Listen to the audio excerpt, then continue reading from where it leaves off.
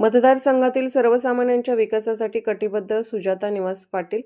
सांगली जिल्हा परिषद व कवठे महांकाळ पंचायत समिती पंचवार्षिक निवडणुकीसाठी मोठ्या चुरशीने प्रचार सुरू असून देशिंग जिल्हा परिषद गटातून सुजाता निवास पाटील तर पंचायत समिती गणातून प्रभावती माणिक निकम या महिला उमेदवार घड्याळ या चिन्हावर महाविकास आघाडीमधून निवडणूक लढवत असून सर्वसामान्यांच्या विकासासाठी कटिबद्ध असून मतदार बंधू भगिनींनी बहुमताने निवडून द्यावे व सेवेची संधी द्यावी असे आवाहन जिल्हा परिषदेचे उमेदवार सुजाता निवास पाटील यांनी केले आहे।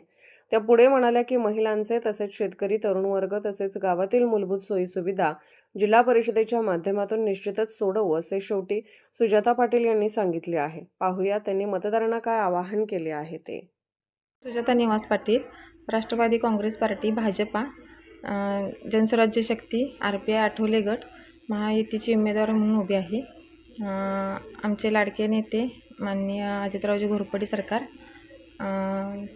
संजयजी काका पाटील, अनिताताई सगरे आणि आमचे मोठे दीर सुहासदादा पाटील यांच्या मार्गदर्शनाखाली जिल्हा परिषद देशिंग गटातून मी निवडणूक लढवित आहे।